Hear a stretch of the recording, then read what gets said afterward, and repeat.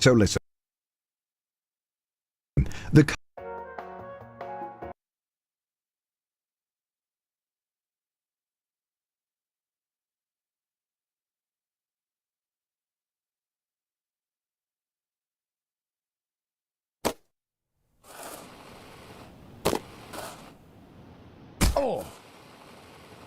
This story is a metaphor for climbing the corporate ladder. And you may be thinking that the rollerblades are a little goofy. But just last year, people were selling other people's digital copies of monkeys to try and get ahead. So, rollerblades are really not that far-fetched. And who doesn't like a little speed in their life? So, rollerblades it is. But just remember that everyone struggles to get job interviews, so try not to get too discouraged. Good luck!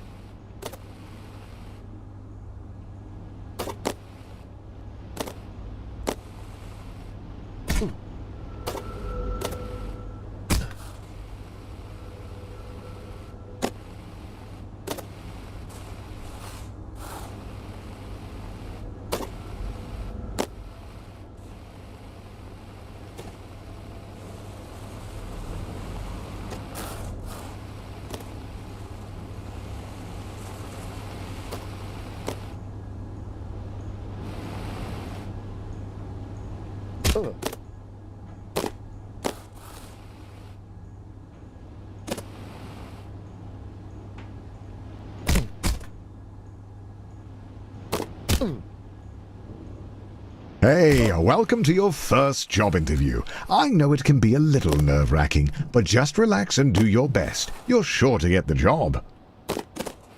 Congratulations, you've completed the interview process. Unfortunately, the company needs you to do a take-home interview. I see a note here that says, "Sorry for making you jump through all these hoops." Oh, yeah. So the company just needs one more interview. The note here says, "Last one, we promise." And to ignore the hoops on fire. That's just a technical bug in their hiring system.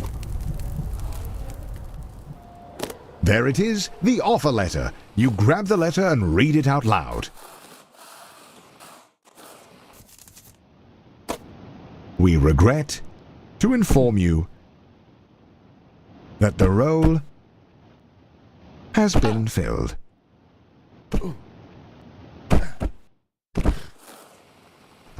Going back to square one always stings, but you're not alone. This happens to everyone at some point in their lives. Luckily, your mom says that your Uncle Gerald has a friend who can hook you up with a job at their warehouse. I know it's your birthday, but the company saves money when the new hires do their training on Saturday nights. So, it's time to get to work.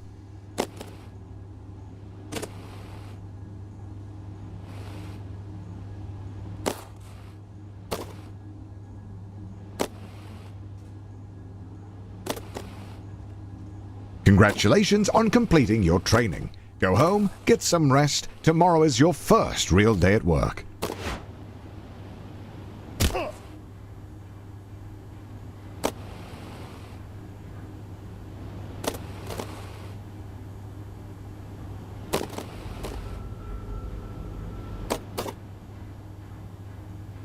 Your first day. And look how big the warehouse is. Think of all the room for productivity. There are absolutely no downsides to working in such a massive open building with no railings or safety structures. None whatsoever.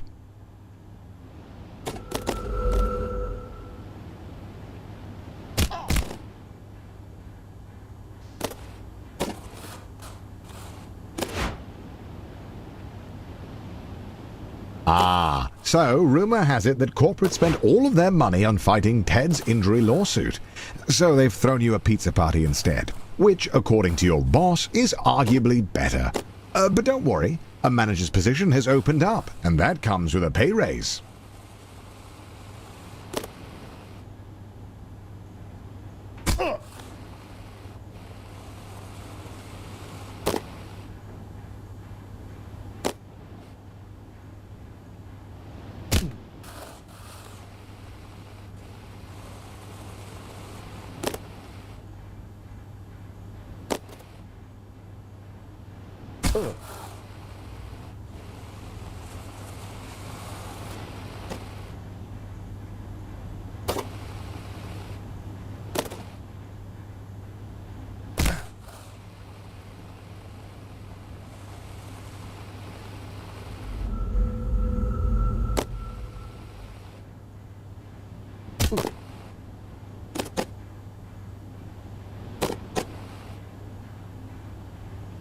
Your mom walks into your room with a letter.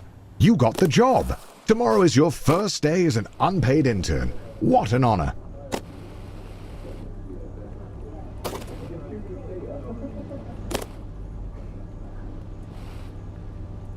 Some would be discouraged knowing they only got the job because their obsession with rollerblades makes them the ideal candidate for grabbing coffee. But you're a little discouraged as well.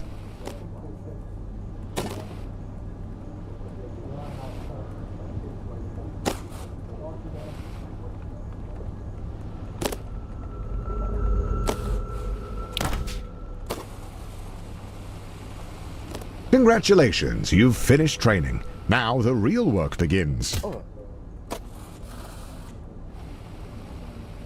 Your boss Bill has his office on the first floor and seems like a really nice guy. Great taste in coffee too. Hopefully you can really impress him with your grind set.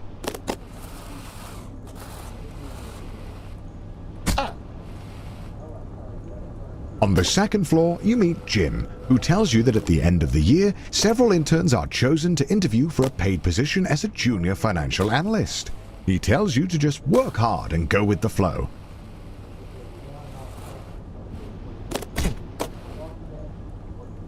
At the all-hands meeting, your boss Bill announces that you've been chosen for the in-house interview, which, according to him, is just a bunch of softball questions since it's really more of a formality than anything.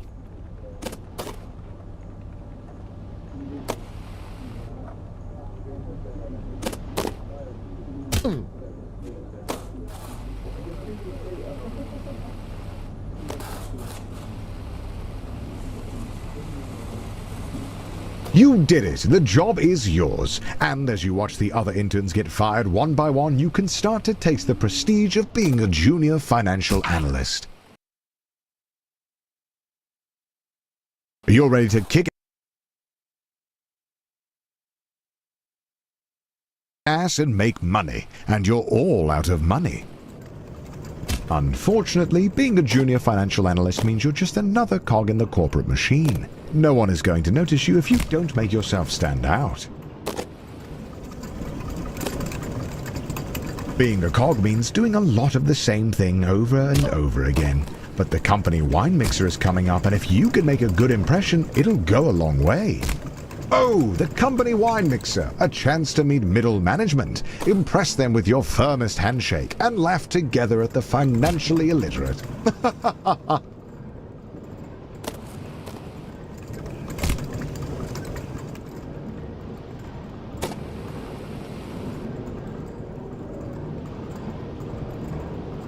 After spinning your wheels for a year, you finally get invited to the company mixer. Rubbing shoulders with middle management has you inspired. You want to be one of them.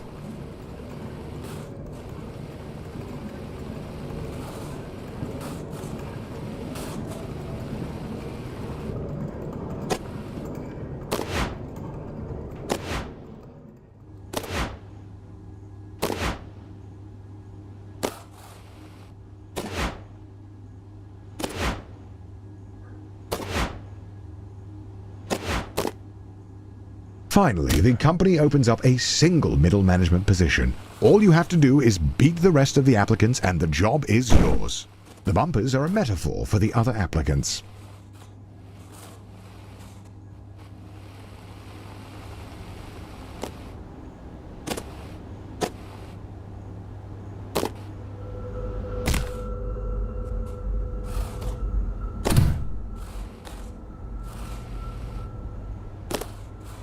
The second round of interviews cuts out 90% of the applicants. The herd has been thinned out, and you're still standing strong.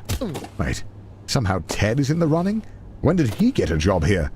It doesn't matter. Just stay focused and get that job.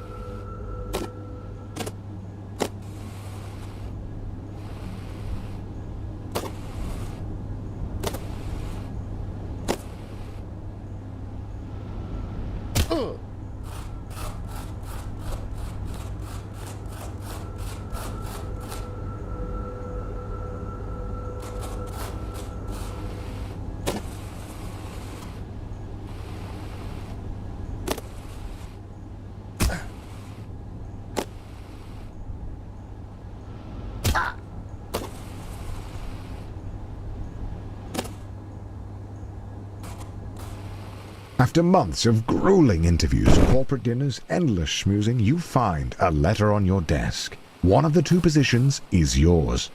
They created another position for Ted. His uncle is a VP. The prestige of middle management. You're assigned a team of juniors, a huge pay raise, and your own office with a view. Not that office. Don't be ridiculous. Oh, and by the way, if your team's earnings drop to the bottom 30%, you'll be fired. Welcome to middle management. No one really knows what you do here, and in fact, no one really knows how to get promoted. Progressing at this stage of your career feels like a confusing maze with no clear path forward.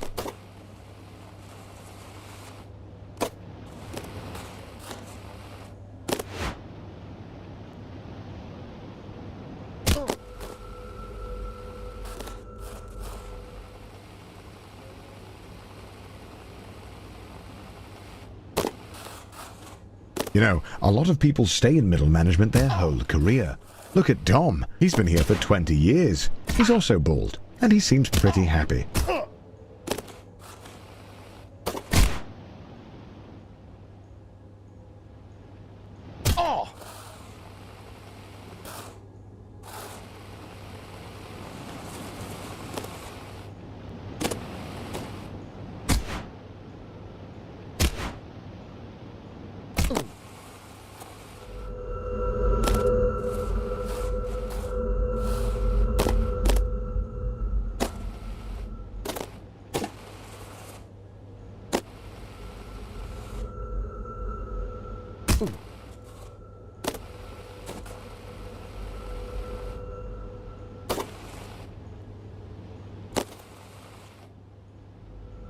He calls you with a job offer, but you have to decide right now.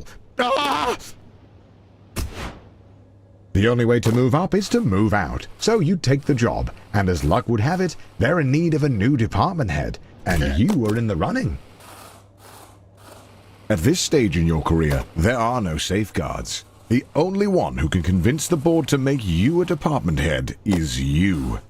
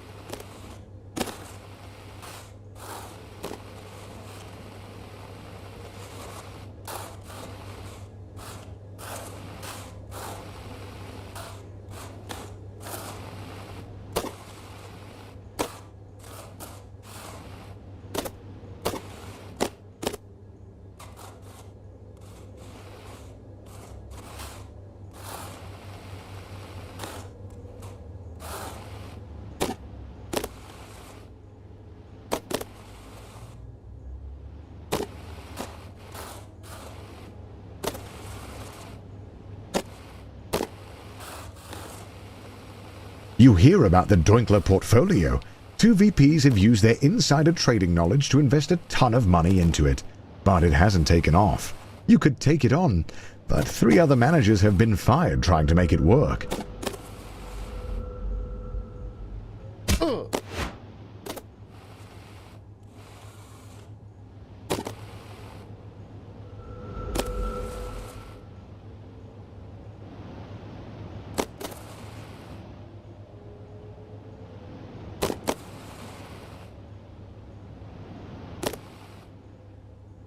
You did it! You pulled off the Doinkler portfolio, you crazy son of a gun. Unfortunately, the vote is tomorrow, and you're 1 vote short.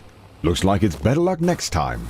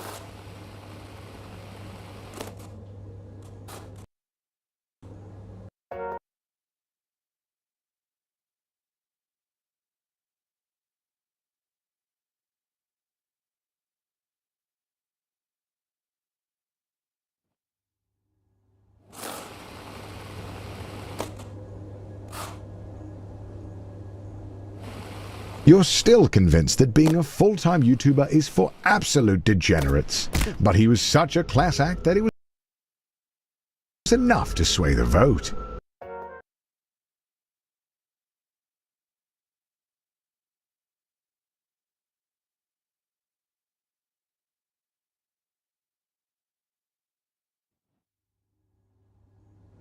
You're still convinced that being a full-time YouTuber is for absolute degenerates, but he was such a class act that it was enough to sway the vote.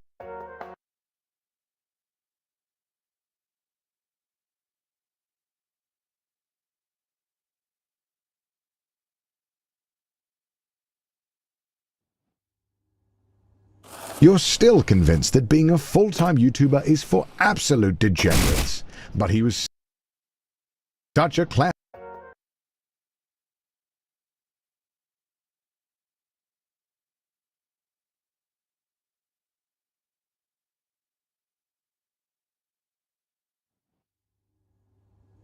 You're still convinced that being a full-time YouTuber is for absolute degenerates, but he was such a class act that it was enough to sway the vote. You are the new department head.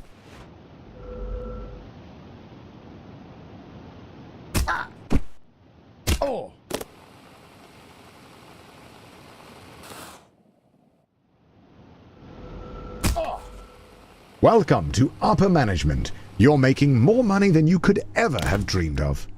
You drive a fancy car, fancy blades, fancy suit, but if you thought that you would be working less, you'd be wrong. If you aren't constantly pushing ahead, you're likely to fall.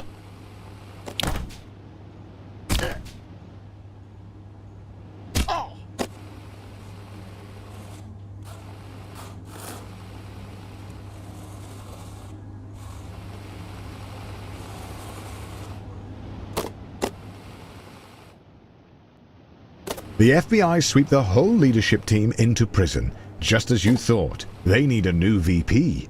And as the first candidate to apply without a criminal record, you're instantly chosen. They don't even look at your resume.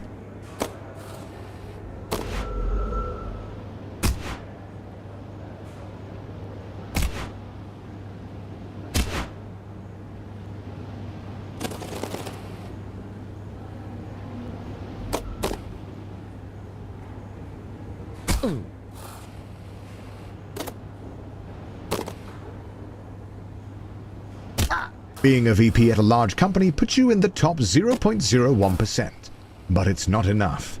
The goal is and has always been to be CEO. You have no idea how, but all you know is that you need to keep grinding.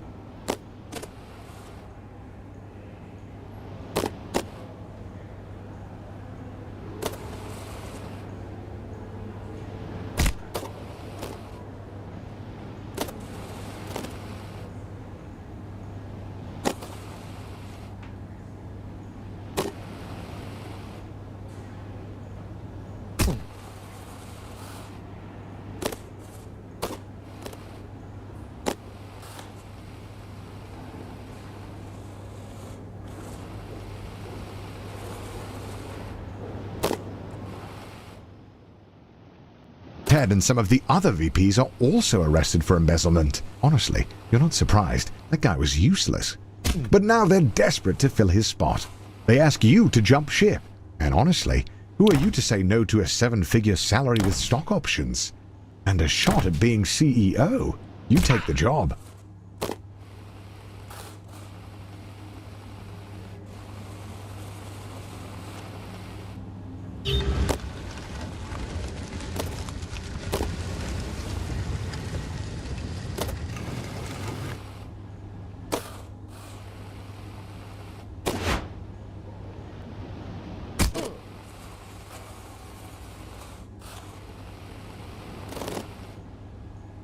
You spend half of your salary on flying a board member to Wimbledon. They don't even like tennis. But they like being schmoozed, and you like how that helps your chances at being CEO.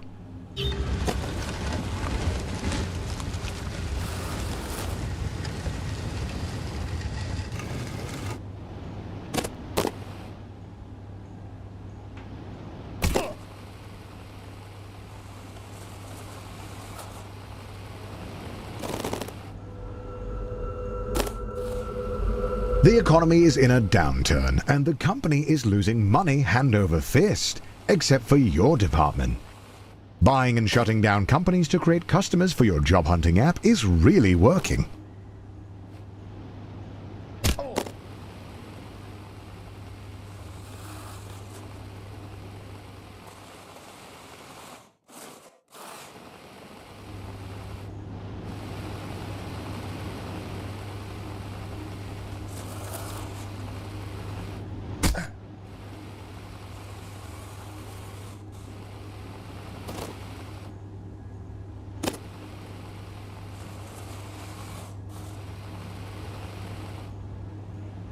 The CEO of your old company is considering retirement. There's only room at the top for one, but now's your chance. You got this.